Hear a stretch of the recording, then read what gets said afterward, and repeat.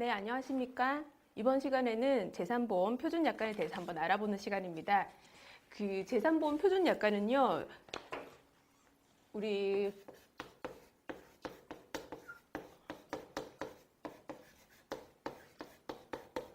금융감독원 홈페이지에 들어가 보시면 재산보험 표준약관이 나와 있습니다.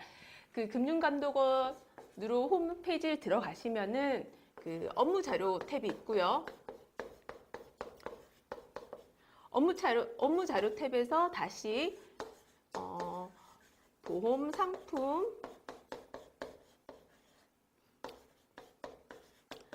상품 자료, 그리고 해당 약관인 질병, 상해,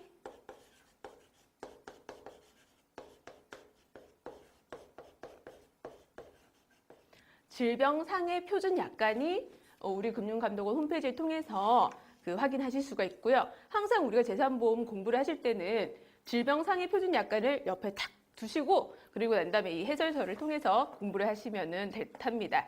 그 첫 번째, 지금 우리 교재는 재산보험 표준 약관을 1조부터 쭉 순서대로 지금 해설을 하고 있습니다.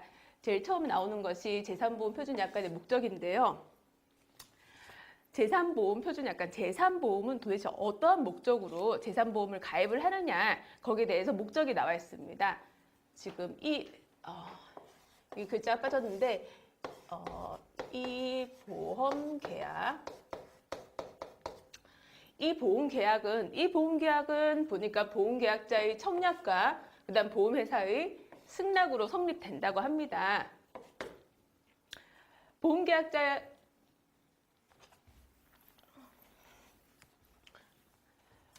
즉, 이거는 보험계약자, 그리고 보험자, 보험의 당사자, 보험계약의 당사자는 즉 보험계약자와 보험자입니다. 보험계약자가 보험을 가입을 하고 싶다라는 청약의 의사표시를 하면요, 그러한 청약의 의사표시에 대한 반대적인 의미로서 보험자는 그 청약의 의사표시에 대해서 승낙을 하게 됩니다. 이렇게 계약자의 청약과 보험자의 승낙을 통해서 결국 의사가 합치된다고 하면 어떻게 계약은 성립이 되었다라고 보는 것이죠. 이게 바로 우리 보험계약이고요. 즉 이러한 재산보험 계약은 이렇게 해서 지금 이러한 과정을 통해서 계약이 성립이 되는데, 피보험자의 무엇이다 보자, 질병이나 상해에 대한 위험을 보장을 한다고 합니다. 즉 재산보험은 단순히 상해 혹은 질병이 아니라, 상해만 보장한다, 질병만 보장한다라는 것이 아니라 질병 또는 상해, 질병도 상해도 둘 다 위험을 보장을 한다고 합니다. 즉 질병이나 상해에 대한 위험을 보장하기 위해서 체결하는 계약을 우리는 무엇이라고 한다? 재산보험, 질병상해 보험이라고 하더라. 이것이 바로 표준약관 제1조에서 나타내고 있습니다. 두 번째 표준약관 2조에서는요, 지금 재산보험에 나오는 용어에 대해서 용어 정의가 나와 있는데요. 용어 정의 파트는 지금 이 파트에서 세밀하게 세세하게 한다기보다는 다음 파트에서 구체적으로 들어갈 겁니다. 지금 이 부분에서는 계약 관계 용어가 어떤 부분이 있는지, 보험 계약에 있어서 어떠한 용어가 이러한 용어가 나오더라라는 것을 인지만 하고 가시면 될 것 같습니다. 그 계약자는 첫 번째 계약자죠. 계약자는 보험회사와 계약을 체결하는 자다. 제가 처음에 계약자하고 보험사가 보험계약의 당사자라고 했습니다. 즉 계약 당사자인 계약자는 보험계약을 체결하는 자다, 청약의 의사표시를 하는 자다. 즉 그리고 또한 보험계약을 체결하셨으니까 보험료 납입 의무자는 누구다? 보험계약자입니다. 그리고 두 번째 나오는 것이 피보험자인데요. 피보험자는 누구냐? 지금 그 피보험자의 의미는, 우리 재산보험은 인보험이지 않습니까? 인보험하고 재물보험, 배상책임보험하고 각각의 피보험자를 지칭하는 것은 다 다릅니다. 인보험에서의 피보험자는 누구냐? 보험의 대상자죠. 보험에 붙여지는 자, 보험계약의 보장 대상자를 우리가 피보험자라고 합니다. 즉 피보험자는 그렇다고 하면 피보험자마다 위험률이 다를 거예요. 무슨 말이냐고 하면 피보험자마다 손해율이 다르다. 즉 건강의 위험률이 다르다. 피보험자의 정보,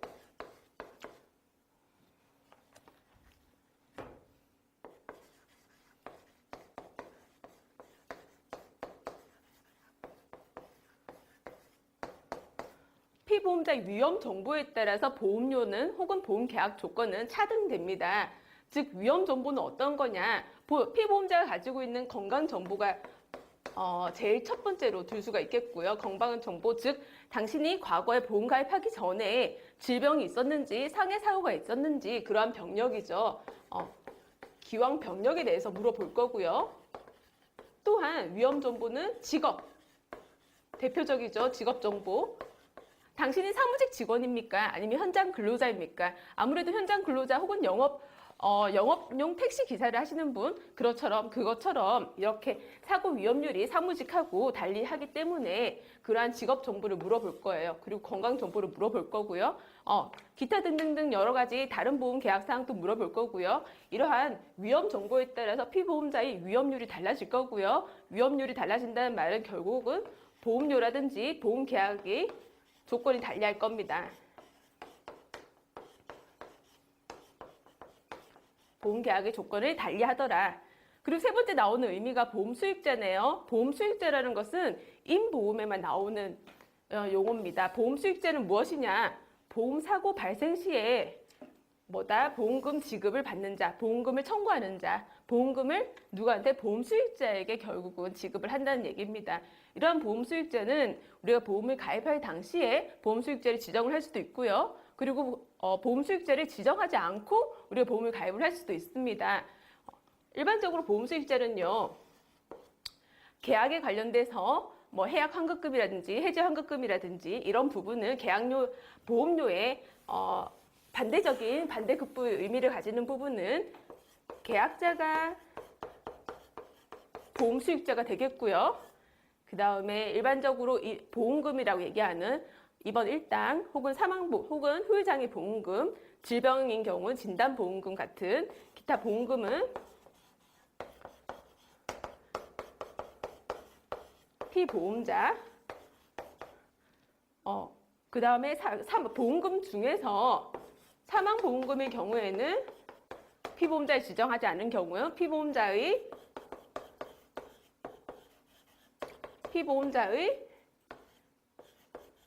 법정 상속인, 즉 계약관계 용어에서 나오는 의미는 계약자, 피보험자, 보험 수익자가 있었는데요. 계약자는 보험회사와 계약을 체결하는 자, 즉 보험계약의 당사자였고요. 그리고 보험료 납입 의무를 가지는 자였습니다. 그리고 피보험자는 보험계약의 보장 대상자, 즉 지금 우리가 얘기하고 있는 재산보험, 질병상해보험에 있어서 보험에 붙여지는 대상자가 바로 피보험자였습니다. 이러한 피보험자는 각각의 위험 정보에 따라서 보험료를 혹은 보험계약 조건을 달리하고 있었습니다. 그리고 보험 수익자는 누구다? 보험 사고 발생 시에 보험금을 지급받는 자였습니다. 이러한 보험 수익자는 보험계약 당시에 수익자를 지정하고 계약을 하실 수도 있고요. 수익자를 지정하지 않고 계약을 하실 수도 있습니다. 만일에 우리가 수익자를 지정하지 않고 보험계약이 체결되었다고 하면 이처럼 해약환급금이나 회지환급금 같은 경우에는 계약자를 보험수익자로 보고요. 일반적인 보험금이라고 하는 수술비, 입원비, 각종 진단금, 장애보험금 이런 경우는 피보험자를 우리가 보험수익자라고 얘기를 합니다. 만일에 피보험자가 사망을 하였다고 하면 그러한 사망보험금의 경우에는 피보험자의 법적 상속인을 우리가 보험수익자라고 볼 수가 있습니다. 근데 여기서 더불어서 보험 수익자를 법정 상속인이라고 했는데요. 사망보험금은 이때 법정 상속인은 보험 수익자를 지정을 한다, 누구누구를 지정을 하겠다라는 의미지 상속 재산은 아닙니다. 이 부분은 사망보험금 파트에서 조금 더 자세히 하도록 하겠습니다. 다음 나오는 건 진단계약이네요. 진단계약은 무엇인가 보니까 진단계약은 피보험자의 건강 상태에 대해서 진단 후에 체결되는 계약입니다. 진단 후에. 일반적으로 지금 흔히 판매되고 있는 보험은 무진단 계약, 진단을 하지 않고 계약을 하는 무진단 계약이 대부분이고요. 진단 계약은 생명보험에서 주로 볼 수가 있는 형태입니다. 그리고 다섯 번째 보험증권인데요. 보험증권은 무엇이냐? 보험계약 성립 이후에 가입사항에 대해서 계약자에게 발행한다. 즉 이러한 조건으로 당신이 우리 회사에 보험계약을 하였습니다라는 그러한 의미로서 보험증권을 발행을 한다고 합니다. 하지만 보험증권이 꼭 반드시 있어야지만 우리가 보험금을 청구를 한다거나 혹은 담보 대상이 된다거나 그러한 의미는 아닙니다. 두 번째, 지급 사유 관련 용어를 한번 볼게요. 지급 사유 관련 용어는 상해, 장해, 중요한 사항이라고 제가 나누었는데요. 상해는 무엇인가 보니까 보험 기간 중에 발생된 급격하고 우연한 외래의 사고를 말합니다 라고 되어 있습니다. 즉 이거는 뭐냐면요, 이 보험 계약에서는 우리가 보험 사고 무엇을 담보를 할 거냐라고 했을 때 아까 여기 보면 질병이나 상해에 대해서 담보를 하겠다고 했어요. 질병이나 상해. 그렇다고 하면 이때 말하는 상해는 무엇이냐? 상해가 막연히 왠지 사고를 말하는 것 같은데 구체적으로 어떠한 것을 상해라고 보느냐라고 한다고 하면 그 의미를 이렇게 한다고요. 보험기간 중에 발생된 급격하고 우연하고 외래의 사고를 우리가 상해 사고라고 보고 이러한 세 가지 조건, 우리가 흔히 상해 3요건이라고 얘기를 하거든요. 급격하고 우연한 외래의 사고, 이 세 가지 요건을 모두 만족했을 때만 상해 사고다. 즉 이런 경우에는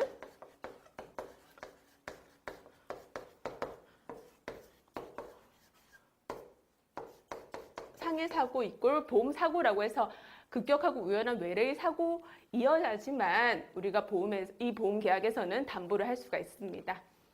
두 번째, 장해. 장해는 무엇이냐? 후유장해 보험금은 사망보험금 크게, 장해보험금, 그리고 기타 보험금이 있는데요. 여기서 말하는 장해는 무엇이냐라고 했을 때 장해분류표에서 정한 기준. 지금 이 해당 표준 약관은 지금 별표라고 해서 장해분류표를 지금 첨부를 하고 있습니다. 그 첨부된 장해분류표에 해당되는 기준에 적합한 상태라고 하면 장해 상태다라고 쉽게 얘기를 할 수가 있겠네요. 세 번째는 중요한 사항입니다. 중요한 사항은 보험 가입 시 알려야 할 중요한 사항, 계약 전 알릴 의무를 말한다라고 되어 있는데요. 계약 전 알릴 의무는 뭐냐, 중요한 사항은 뭐냐 봤을 때 처음에 우리가 보험 계약 당사자라고 했을 때 계약자, 그리고 보험에 붙여지는 대상자가 피보험자였죠. 피보험자. 그리고 보험자는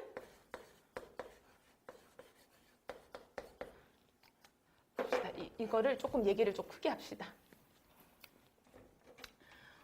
보험 계약은 계약자와 피보험자, 그 다음에 보험자 간에 있어서 어떻게 청약의 의사표시를 했을 때 보험자는 승낙을 한다고 하면 보험계약은 성립이 된다고 했습니다. 그런데 이렇게 계약자, 피보험자 측과 보험자 측에 있어서는 일종의 정보 비대칭이 존재합니다. 정보 비대칭. 정보 비대칭이라는 말은 우리가 그 손해사정 이론의 파트에서 나올 부분인데요. 정보 비대칭은 어떠한 것을 말하냐면 먼저 계약자 피보험자 입장에서는 보험계약에 가입을 할 피보험자에 대한 정보, 본인의 건강 정보라든지 본인의 직업이라든지 기타 등등 위험률에 관련된 정보를 피보험자만이 알고 있습니다. 피보험자의 위험 정보.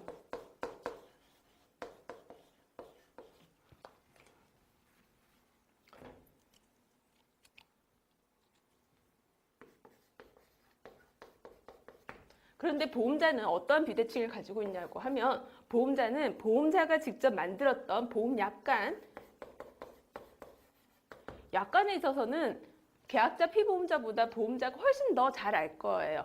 그리고 또한 피보험자의 위험 정보는 보험자보다 계약자 피보험자가 훨씬 더 잘 알 겁니다. 이러한 정보가 어떻게 비대칭적으로 존재하다 보니 피보험자는 자신에 대한 정보를 어떻게 성실히 알려야 될 의무를 가지고 바로 중요한 사항 계약 전 알릴 의무라고 합니다. 계약 전 알릴 의무, 이 위험 정보를 알려야 되겠고요. 반대적으로 보험자는 어떻게? 자기가 자세히 알고 있는 보험약관은 어떻게? 계약자 피보험자에게 약관을 교부하고 중요한 내용을 설명을 해라. 그런 약관 교부 설명 의무가 있죠. 서로 반대적인 의미인데요. 이런 부분이 바로 정보 비대칭 때문에 나오는 용어입니다. 그러면 이러한 계약 전 알릴 의무에서 중요한 사항이다. 여기서 말한 중요한 사항, 어떤 것이 중요한 사항이라고 볼 거냐? 내가 보험 가입에 어떤 거? 만일에 보험자가 이 사실을 알았다고 하면 내가 청약을 받지 않았거나 혹은 보험 계약을 조건을 달리한다거나 혹은 보험료를 더 높이 측정을 한다거나, 즉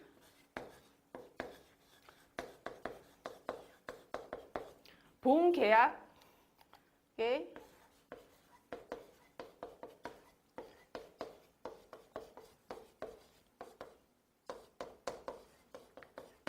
보험계약에 영향을 주는 사항, 즉 보험계약 조건을 달리한다든지 인수 거절을 한다든지 혹은 보험료에 영향을 미친다든지 보험 가입 금액을 제한을 한다든지 기타 등등 이렇게 보험계약에 영향을 주는 사항을 중요한 사항이라고 합니다. 실무적으로는 우리 보험 가입 시에 청약서를 작성을 하거든요. 청약서의 질문표를 중요한 사항이라고 추정을 하고 있습니다. 그 다음 나오는 게 기간. 보험 기간은 봅시다. 보험 기간은 뭐냐? 계약에 따라서 보장을 받는 기간, 즉 내가 이 보험을 가입을 했을 때 언제부터 언제까지 보험회사가 담보를 할 거냐, 보험회사가 보장을 할 거냐, 그 기간을 보험 기간이라고 하고요. 보험 증권에서 보면은 보험 계약 기간이라고 표시가 되어 있기도 해요. 보험 증권에 보험 기간을 보험 계약 기간이라고 보면 되겠고요. 두 번째 영업일. 영업일은 회사가 영업점에서 정상적으로 영업을 하는 날. 그런데 이런 영업일에는 토요일, 공휴일, 근로자의 날. 근로자의 날 언제죠?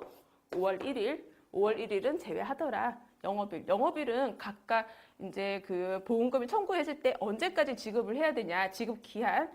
그 다음에 혹은 부활할 때 기타 등등 이제 기산점에 있어서 영업일을 기점으로 하다 보니 영업일을 언제로 볼 것인지가 그래도 인지를 하고 있어야겠죠.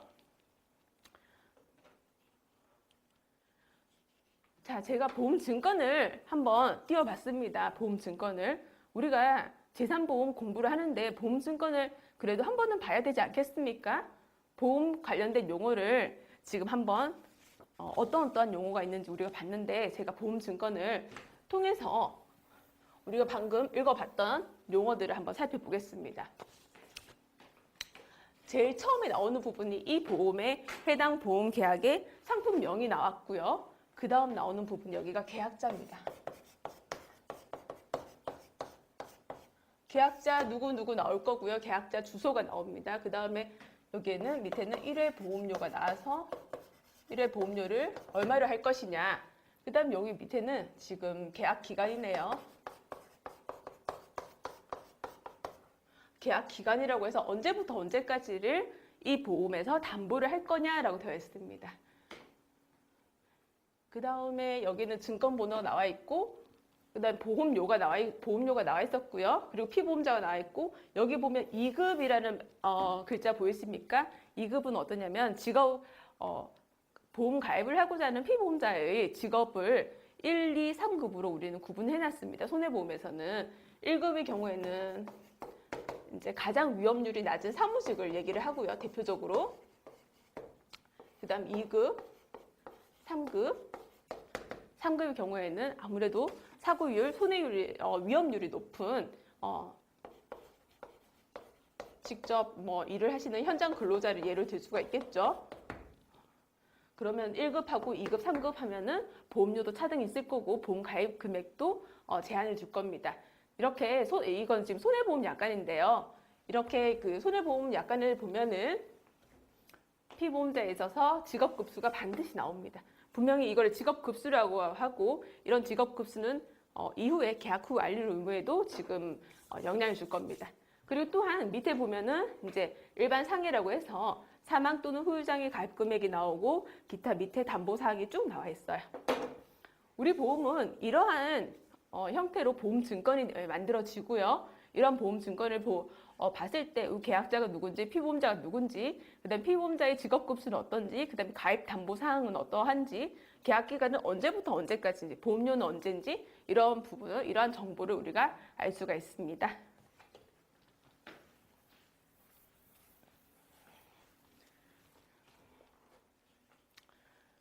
자, 두 번째는 재산보험 표준약관 보험금의 지급 파트입니다. 보험금의 지급에서 첫 번째 보험금의 지급 사유가 나와 있네요. 보험금의 지급 사유는 회사는 보험기간 중 피보험자에게 봅시다. 사망을 담보를 한다고 합니다. 그리고 장애 상태, 그 다음에 질병 또는 상해로 인해서 입원을 하거나 통원, 요양, 수술, 간병이 필요한 상태가 되었을 때 보험약관에 따라서 약정한 보험금을 수익자에게 지급한다라고 되어 있네요. 이러이러한 것을 담보를 한다고 했는데 지금 여기서 중요한 것은 장애는 질병으로 인한 장애도 담보를 하고요.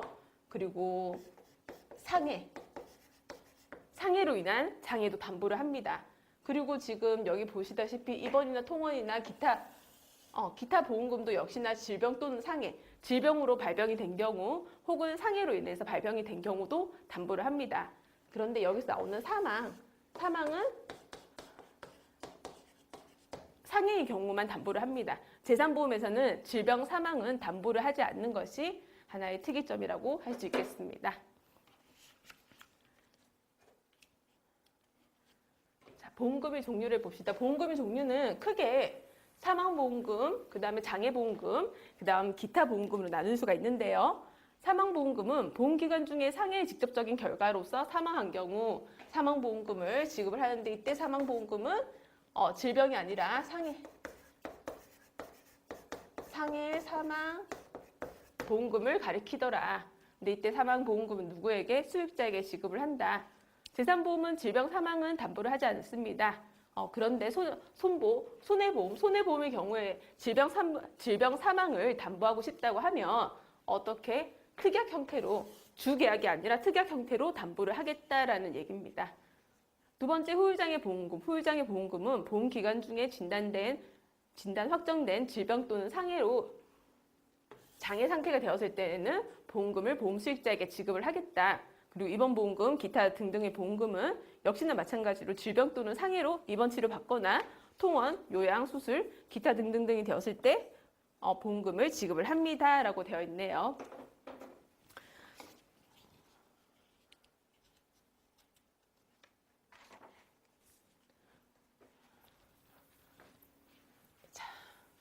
보험금의 지급에 관한 세부 규정 표준약관 4조인데요.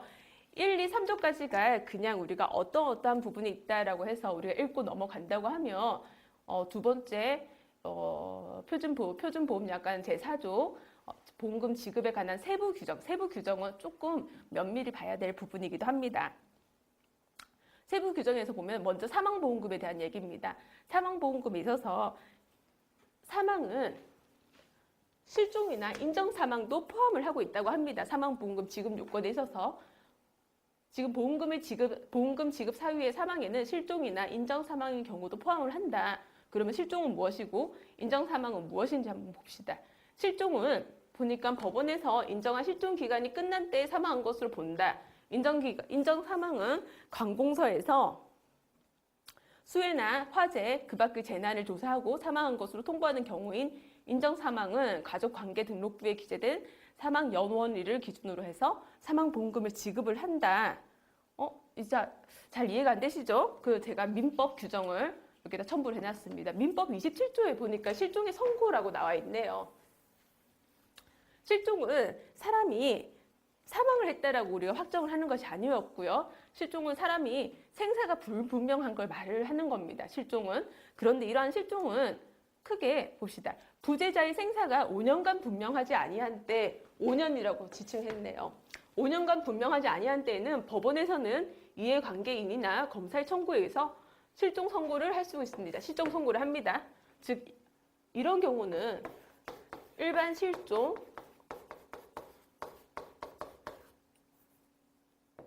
혹은 보통 실종이라고 합니다.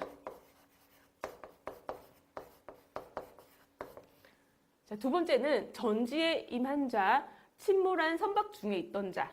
그리고 추락한 항공기 중에 있던 자, 기타 사망의 원인이 될 위난을 당한 자의 생사가 전쟁 종지 후 또는 선박의 침몰, 항공기 추락, 기타 위난이 종료한 후 1년간 분명하지 아니한 때는 이때도 일항, 즉 실종 선고를 한다.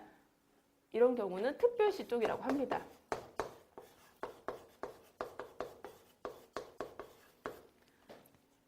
즉 다시 얘기하면 사망의 경우에는 사망보험금을 지급하는 사망에는 실종도 그리고 인정사망도 포함을 하고 있었습니다. 일반의 경우와 달랐죠. 근데 이러한 실종에는 다시 일반 실종이 있었고요. 또 특별 실종이 있었습니다. 일반 실종은 어떻게? 부재자가의 생사가 5년간 분명하지 아니한 때, 즉 이분이 실종된 부재자가 원인은 무엇인지 몰라요. 원인이 무엇인지 모르겠지만 5년 동안 실종이 되었다고 하면 사망 선고를 한다고 했습니다. 특별 실종의 경우에는 침몰한 선박, 추락한 항공기 등등등. 특별 실종의 경우에는 1년, 일반 실종은 5년이었고요. 특별 실종은 1년이었네요. 1년이 지나면은 우리가 사망일로 본다고 했어요. 그리고 인정사망은 어떤 거냐 보니까는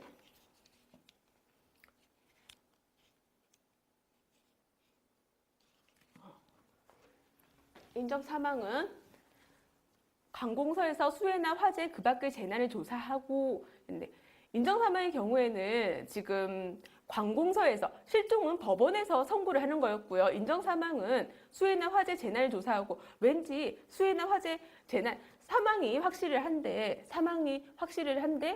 사체를 찾지 못한 경우가 인정사망이었어요. 그래서 이 경우에는 관공서가 조사하는 것으로 끝나네요. 조사하고 가족관계 등록부에 기재된 사망연월, 가족관계 등록부에다가 사망일을 지금 하는 것이 바로 인정사망이었는데요. 실종은 생사가 불분명했고 인정사망은 사망이지만 사체를 못 찾은 경우였어요.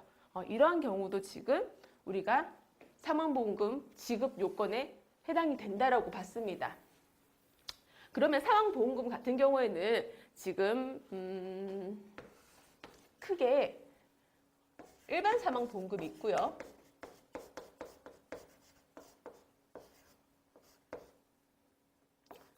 그 다음 상해 사망이 있어요.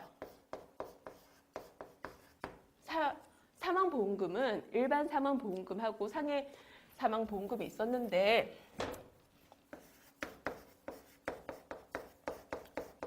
일반 사망보험금 그 다음에 상해 사망보험금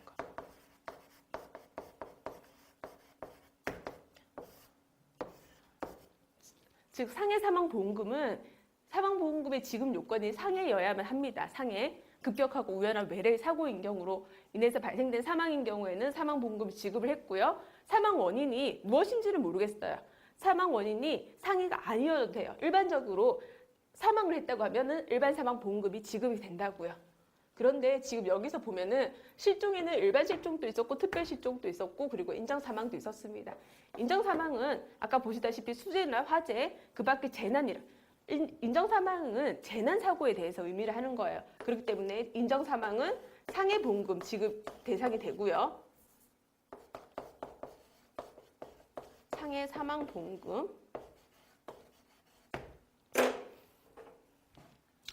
그리고 특별 실종도 무엇이었죠? 특별 실종이 침몰한 선박이라든지 추락한 항공기였네요. 즉 특별 실종인 경우에도 상해 사망 보험금 지급 대상이 되네요. 그런데 일반 실종은 봅시다. 일반 실종은 부재자의 생사가 5년간 분명하지 아니한 때, 즉 실종의 원인을 우리가 찾지를 못했네요. 실종 원인이 반드시 상해다 혹은 상해가 아니다라고 특정 지을 만한 부분이 없다 보니 일반 실종의 경우에는 일반 사망 보험금이 지급되는 것이 바로 일반 실종이었네요.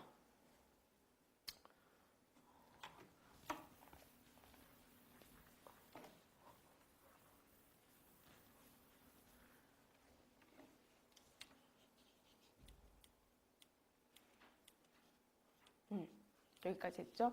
그 다음 장애 판정 기준율을 봅시다.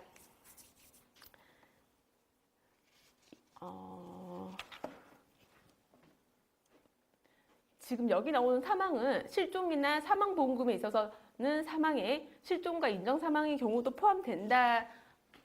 그런 경우도 포함되더라까지는 거 이해를 하시면 되겠고요. 이러한 실종은 특별실종과 일반 실종이 있더라. 그리고 또한 인정사망은 상해사망보험금, 특별실종도 상해사망보험금, 그리고 일반 실종 혹은 보통 실종은 상해사망보험금이 아니라 일반 사망보험금, 일반 사망보험금 지급 대상이 되더라까지 이해를 하시면 되겠고요. 사망보험금 파트에 가서 조금 더 구체화시켜 보도록 하겠습니다. 두 번째 장애 판정 기준을 봅시다.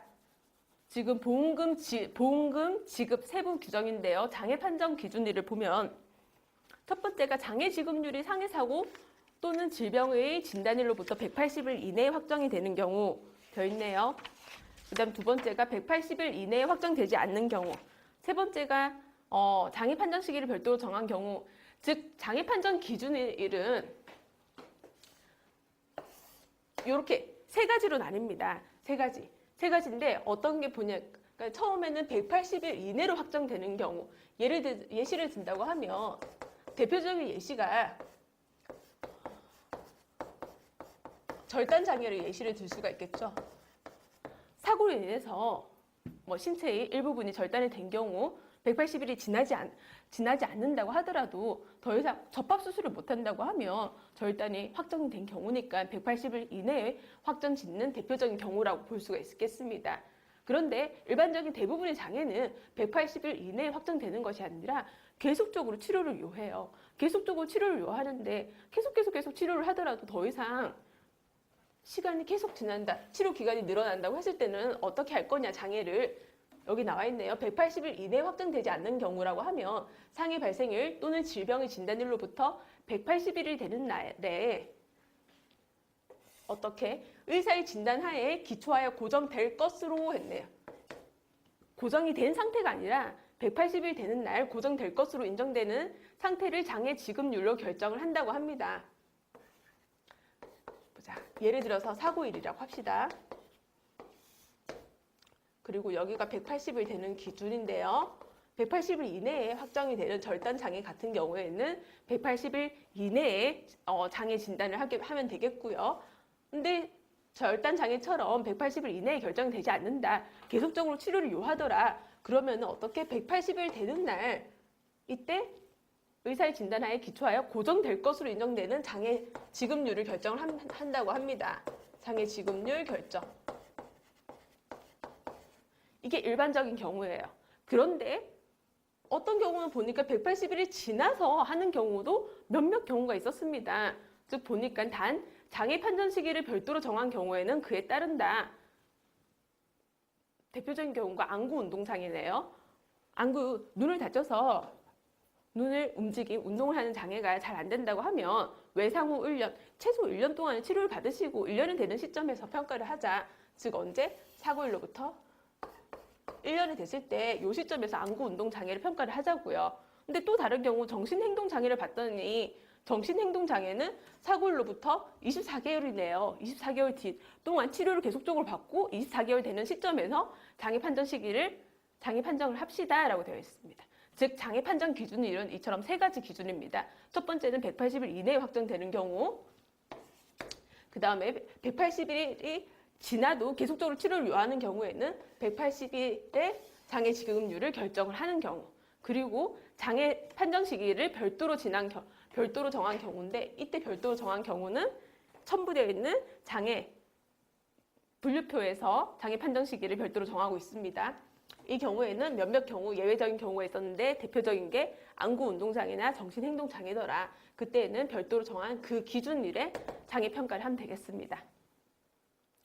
그리고 한 번 장애를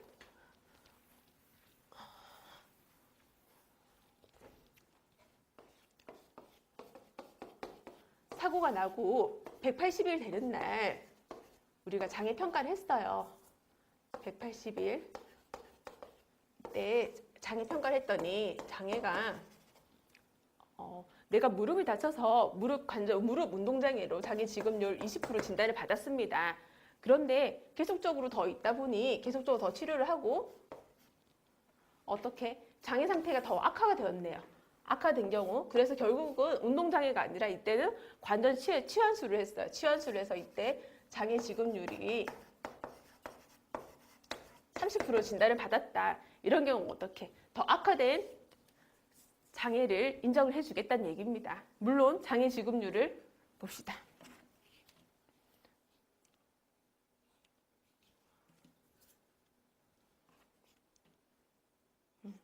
장애율 결정하고 난 이후에 악화된 장애는 다시 악화된 장애 상태를 기준으로 해서 장애 지급률을 결정하기로 했고요. 그 뒷부분은 여기 준용장애하고 합산장애율 편에 있네요. 네 번째, 계약전 알릴 의무 위반과 보험금. 이거부터 먼저 합시다.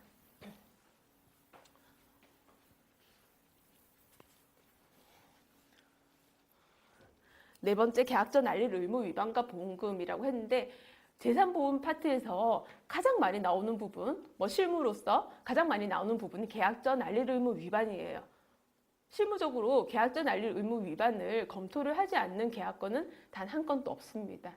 왜냐면은 계약전 알릴 의무 위반이 있는지 없는지 심사를 하기 위해서는 보험금 청구가 이루어지는 시점이 되어야지만 보험 청구자에 대해서 피보험자에 대해서 알릴 의무 위반 사항에 대해서 우리가 확인을 할 수 있기 때문에 반드시 우리가 손해사정 실무에서 가장 많은 비중을 차지하는 게 계약전 알릴 의무입니다.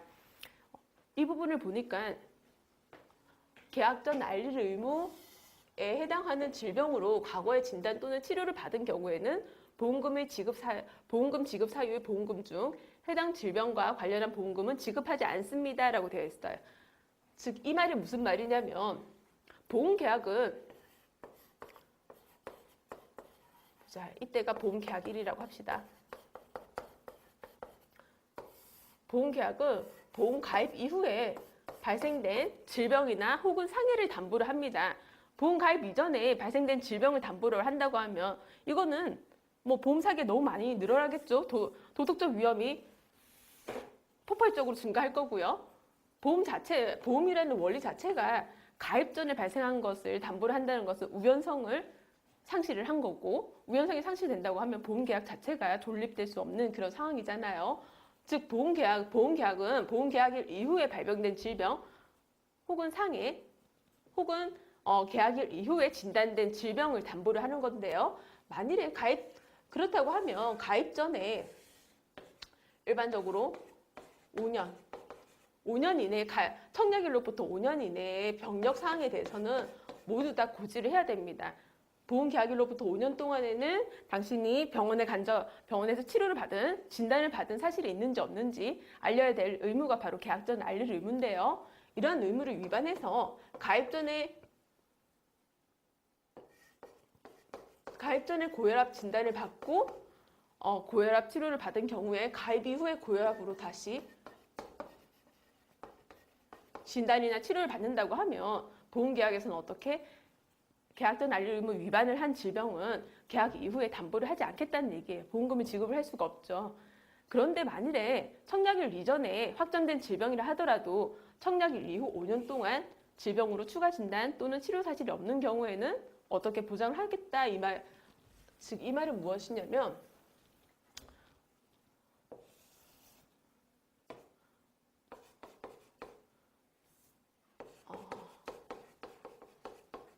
계약일 기점으로 5년 이내 치료 사실을 모두 다 고지를 해야 된다고 했어요. 그래야지만 계약일 이후에 발병된 질병은 담보를 하고 가입 전에 발생된 질병은 가입 이후에 담보를 하지 않는다. 보험금을 지급을 하지 않는다고 했는데요. 왜냐하면 계속적으로 질병이 새롭게 발생된 게 아니라 계속적으로 발생된 질병이기 때문에 그래서 보장을 하지 않습니다. 가입 전 발병이기 때문에요.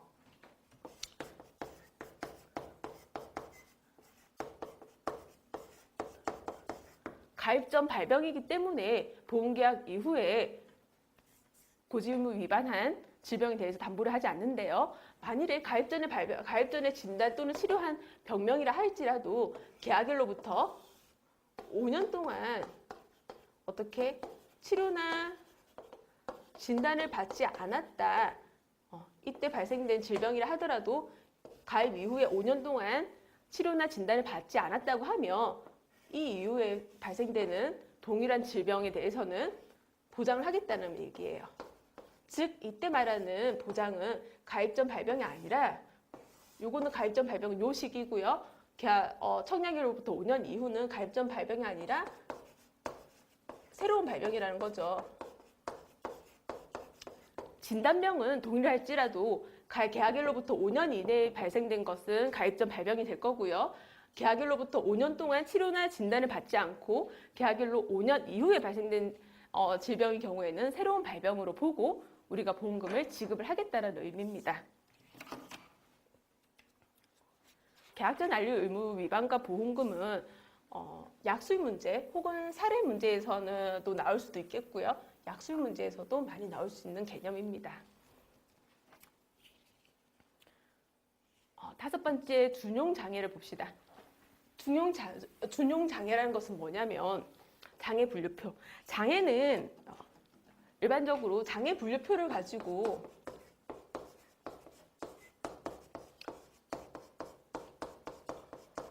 장애 분류표에 있는 장애 보험금을 지급을 합니다.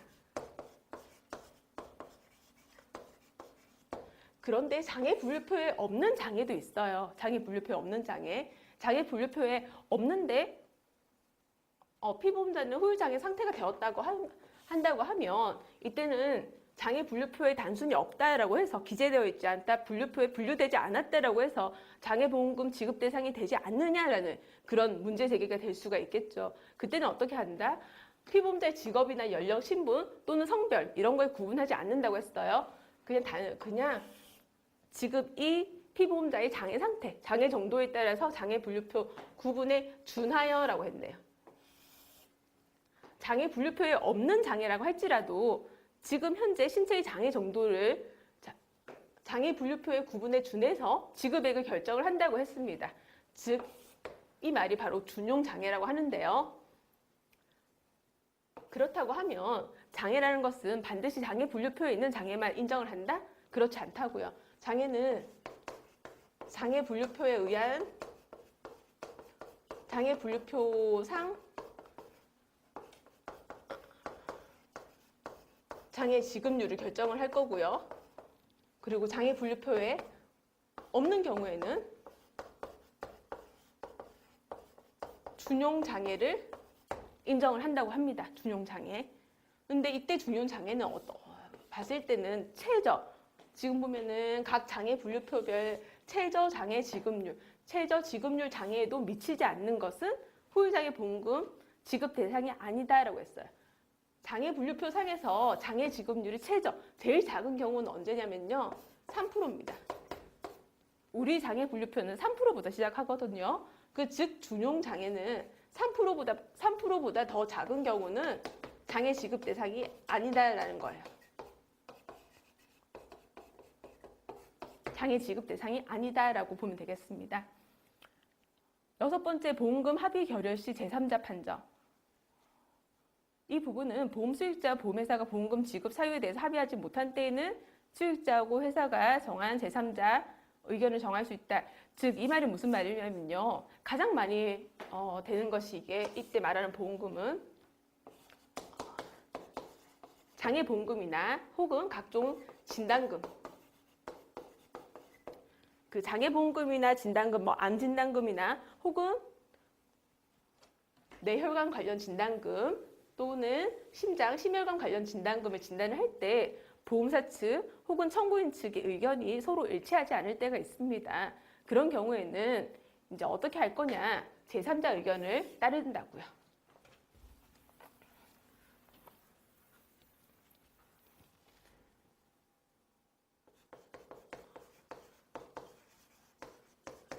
즉, 피보험자가 장애를 지금 20%의 운동장애, 20%의 관절장애 지급률을 결정을 했다고 했을 때 이걸 청구를 했죠. 보험사는 피보험자의 장애에 대해서 장애 정도를 평가를 할 거고요. 여기에 대해서 심사를 했을 때 20%가 아닌 10%라고 진단을 내린다고 하면 서로 의사가 일치하지 않기 때문에, 불일치하기 때문에 보험금 지급을 지연이 되겠죠. 이런 경우 어떻게 하느냐. 결국은 제3자 의견을 따른다고요. 이때는 피보험자와 보험사 측에서 서로 보험금 청구에 대해서 심사를 한 결과에 대해서 의사가 합치하지 않을 때에는 어떻게 할 거냐 했을 때 제3자 의견을 따를 수 있다는 것을 약관에서 명문화하고 있네요. 이때 제3자는 여기 나와 있다시피 의료법에서 정한 제3자 의료법에서 정한 종합병원 소속 전문의 중에 정하며 보험금 지급 사유 판정에서는 드는 의료 비용은 회사가 전액 부담한다. 이때 말하는 제3자는 결국은 종합병원 전문의, 그러니까 제3자 의료기관에 방문을 해서 제3자 의료기관에 내원을 해서 각각의 보험금, 각각의 후유장애 혹은 각종 진단금에 대해서 재판정을 받을 수 있다는 그런 의미입니다.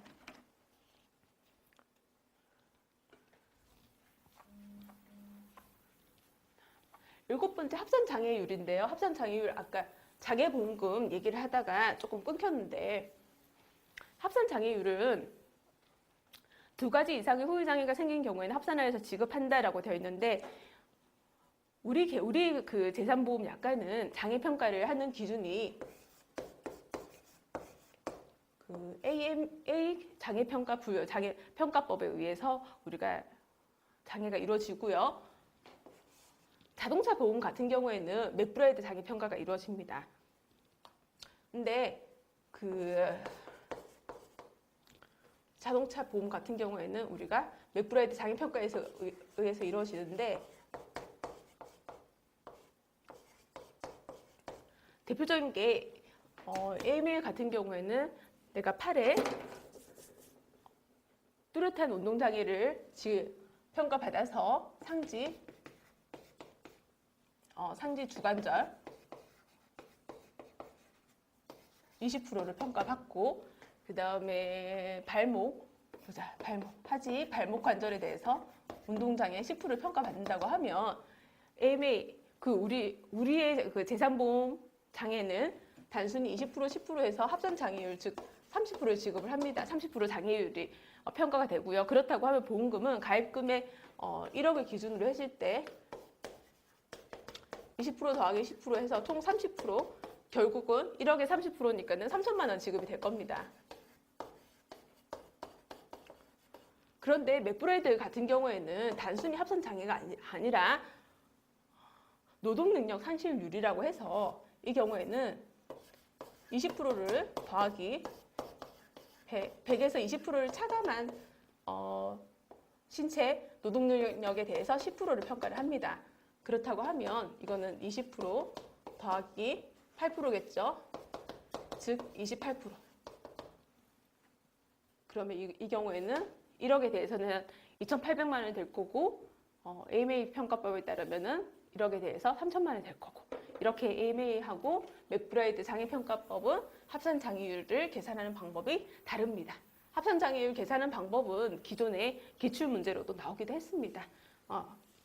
향후에는 단순 합산이 아니라 사례 문제 내부의 소문제로 나올 수 있는 여지도 있습니다. 이처럼 합산 장애율은 2가지 이상의 후유장애 생긴 경우 신체 부위에 팔에도 그리고 다른 부분 혹은 다리에 이렇게 생긴 경우에 각각 전부 다 합산을 한다고요. 그런데 이러한 합산이 단순 합산이 보니까 신체 부위별 판정 기준에 별도 기준이 있는 경우가 있더라 했어요. 별도 기준은 뭐냐면은 1상지, 1하지. 1상지는 총 60% 한도로, 60% 장애율 지급률을 한도로 하고요. 그리고 역시나 하지. 1하지의 경우에도 60% 장애 지급률을 한도로 합니다. 즉, 이 말은 상지 관절, 경관절, 주관절, 왕관절에 있어서 내가 30%, 예를 들어서 가령 30% 장애를 지급받았다고 하더라도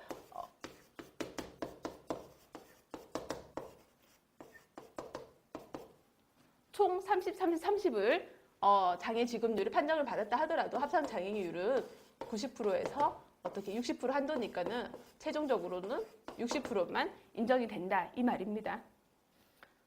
그 8번째 동일 부위에 2회 이상 장애가 발생된 경우, 후유장애가 2회 이상 발생된 경우에는 그때마다 장애 지급률을 결정을 한다. 그런데 이미 후유장애 보험금을 지급받은 동일 부위에 가중된 때에는 후유장애 보험금의 차익을 지급을 하겠다. 후유장애 보험금은 각각 그때그때 지급을 하다 보니까 동일 부위에 내가 이번에 경추에 대해서 1차 사고 과거에 내가 경추 10%의 장애 지급률을 받았다고 하면 지금 현재 이거는 2차 사고로 하고 합시다. 지금 현재 지금 20% 장애 지급률을 받았다. 그런 경우에 있어서는 각각 그때마다 장애 보험금을 지급을 한다고요. 그런데 이때 만일에 지금 동일 부위였지 않습니까? 경추에 대해서 그런 경우에는 지금 보험가입 금액을 1,000만 원이라고 한다고 하면 1,000만 원에 10%니까는 이때는 100만 원을 지급받았을 거예요. 100만 원. 그리고 이때는 그러면 1,000만 원에 20%니까 이때는 200만 원이겠네요. 근데 만일에 과거에 1차 사고 때 100만 원을 지급받았다고 하면 2차 사고에 있어서는 지금 동일 부위니까는 차익분 결국은 100만 원만 지급을 하겠다는 얘기입니다. 물론 이거는 동일 부위이기 때문에 그렇고요. 만일에 이 부위가 동일 부위가 아니다 라고 하면 각각 지급되겠죠. 1차 사고에 있어서 여기는 경추, 2차 사고에 있어서는 이게 뭐 팔. 그럼 각각 지급해서 여기 10% 인정, 여기 20% 인정, 모두 다 인정해서 각각 100만 원, 200만 원, 300만 원 받을 겁니다. 9번째 기존장애, 가중장애 시 차감 지급. 9번 같은 경우에 8번하고 9번은 조금 의미가 비슷해 보이지만 다른 부분을 지칭을 하고 있는데요. 어떤 부분이냐면 9번은 후유장애 보험금이 지급되지 않았던, 즉 8번은 기존의 후유장애 보험금을 지급받았을 것을 가정을 했습니다. 후유장애 보험금, 과거 1차 사고 때 후유장애 보험금을 받았다고 하면 2차 사고 평가 때 다시 장애 지급률을 측정을 하겠지만 대신 차익 보험금을 지급을 하겠다라는 얘기고요. 9번의 경우에는 기존에 장애가 있었다 하더라도 장애 보험금 지급되지 않았던 경우였어요. 지급되지 않았던 경우. 이때는 피보험자에게 그 신체의 동일 부위에 또다시 후유장애 발생한 경우에는 직전까지의 후유장애에 대한 후유장애 보험금이 지급될 것을 보고 후유장애 보험금 차액을 지급을 하겠다. 즉 9번은 어떤 얘기냐면 내가 보험 가입하기 전에 경추 장애가 있었어요. 보험 가입하기 전에 경추 장애가 있다 하더라도 보험 가입을 할 수가 있으니까요. 그런데 지금 보험 가입한 이후에 다시 한번 경추에 대해서 사고를 수상을 하고 다시 사고가 나고 그리고 20% 장애 지급을 받는다고 하면 이건 지금 가입 전 얘기죠. 가입 전에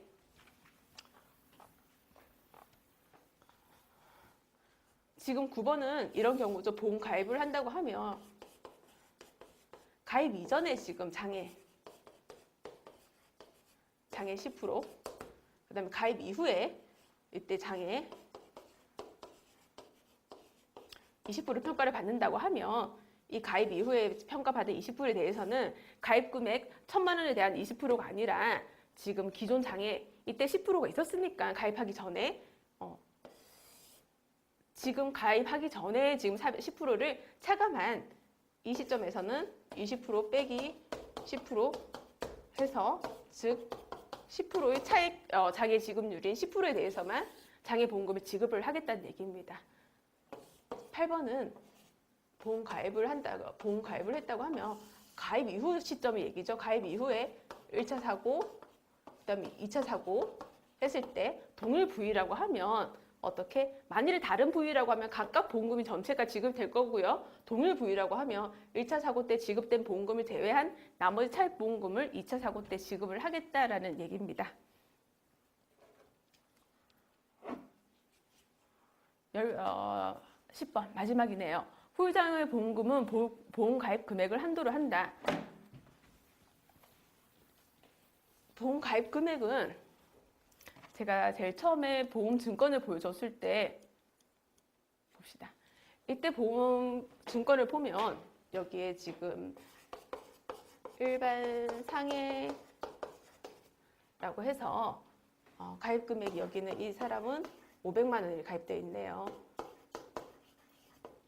근데 여기는 일반 상해로 인해서 사망 또는 후유장애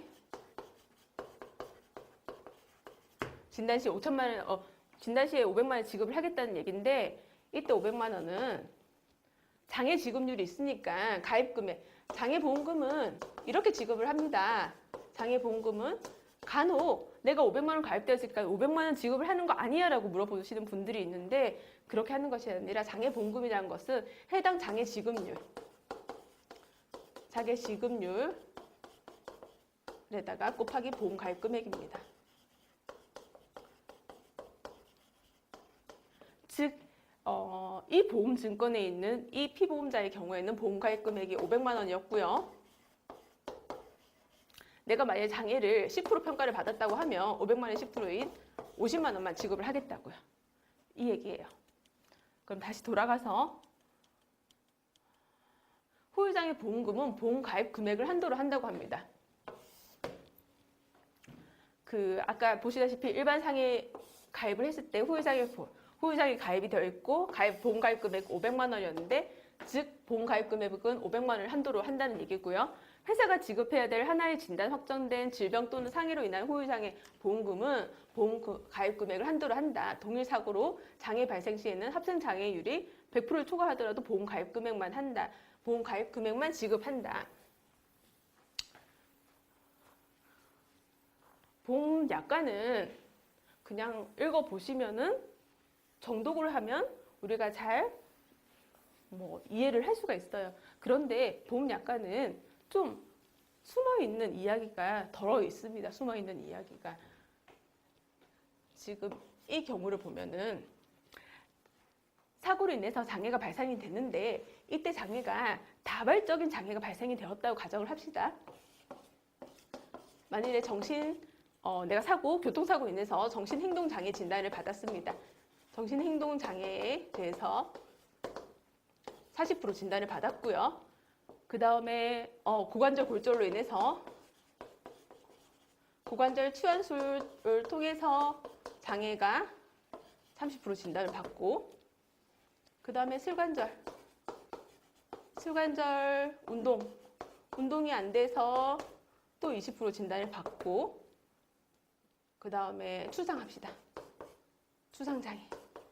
추상장애 얼굴에 사고 나서 흉터죠. 추상장애 15% 받았을 때 이때는 총 하나의 사고 내가 어제 교통사고가 발생이 돼서 그래서 치료를 쭉 해도 180일이 지났어도 정신행동장애 즉 24개월이 지난 시점에서 평가를 해보니까는 40%, 30%, 20%, 15%더라. 그래서 합산을 하니까 합산은 단순 합산이었습니다. 40, 30, 20, 15%한 경우에는 어떻게 100% 초과하죠. 100% 초과하더라도 100%만 지급을 하겠다. 가입 금액이 1억이면 1억만 지급할 거고요. 1,000만 원이면 1,000만 원만 지급을 할 거고 100%만 지급을 한다고 했습니다. 100% 초과하더라도. 그런데 만일에 동일 사고가 아닌 경우 첫 번째 사고로 인해서 내가 1차 사고로 정신행동장애 40% 진단을 받았습니다. 그런 경우에는 보험 가입 금액을 가입 금액 1억이라고 합시다. 그러면은 동일 사고, 한 번의 사고로 네 가지 장애 진단을 받은 경우에는 최고 한도 100%니까 이때는 1억만 지급을 했어요. 그런데 지금 이게 동시에 동일한 사고가 아니라 1차 사고, 2차 사고로 나눠봅시다. 1차 사고, 내가 한 5년 전에 정신장애, 행동장애 진단을 받아서 이때 1억에 대해서 40%니까는 4천만 원 지급받았습니다. 근데 지금 오늘 17년도에 2차 사고가 당해서 2차 사고로 후유장애 진단을 받았더니 30, 20, 15 해서 65% 진단이네요. 65%니까는 1억에 대해서는 6,500만 원이네요. 그러니까 즉 한 번의 사고로 진단을 다발적으로 받는다 하더라도 가입금액 100%에서 1억을 한도로 해서 지급을 하지만 가입금은 동일한 사고가 아니라 이렇게 1차 사고, 2차 사고, 과거하고 오늘날 사고 이렇게 각각의 사고인 경우에는 총 가입 기간 중이라고 하면 보험 가입 금액을 초과 지급되는 경우도 있었습니다. 보험 가입 금액을. 그러니까 즉 동일한 장애, 사람의 신체를 봤을 때 지금 현 시점에서 사람의 장애 지급률을 본다고 하면 나는 정신장애도 진단을 받았고 고관절도 슬관절도 추상장애도 진단을 받았지만 그 기간이 하나의 사고인지 아니면 하나의 사고가 아니라 2번, 3번의 사고인지에 따라서 가입 금액을 한도로 지급하기도 하고 가입 금액을 초과해서 지급되는 경우도 이런 경우도 있더라는 것까지 인지를 하시면 되겠네요. 지금 여기까지는 후유장 그 표준 도용에 있어서 세밀한 용어야 세밀한 내용이라기보다는 이런 부분이 있다라는 것을 이해를 하시면 되겠고요. 구체적인 부분은 뒷부분에 있어서 각각의 보험금을 기술하면 있어서 구체화시킬 겁니다. 지금 표준보험약관은 우리가 공부를 하실 때 순차적으로 공부를 해서 이해를 하시는 파트가 아니에요. 총괄적으로 처음부터 끝까지 한 번 정독을 하고 나시면 다시 2회독 하실 때 우리가 이해가 될 거예요. 처음부터 하실 때는 좀 뒷부분도 이야기가 있고 앞부분도 이야기가 있기 때문에 잘 이해하시기 힘드실 텐데 여기까지는 이런 부분이 있구나라고 이해를 하시고 넘어가시면 되겠습니다.